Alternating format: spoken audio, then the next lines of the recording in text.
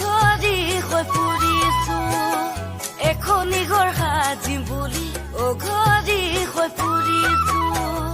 বাটে ঘাটে সকলোকে তোমাৰ কথা সুধিছো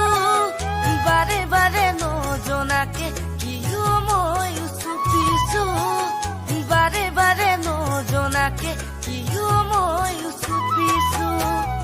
মৰমৰ বিহুৱানখনি সযতনে ৰাখিছো অতীতৰ কথা ভাবি নিজানত মই কান্দিছো জানৈ মোৰে দেখা জান জানৈ মোৰে দেখা জান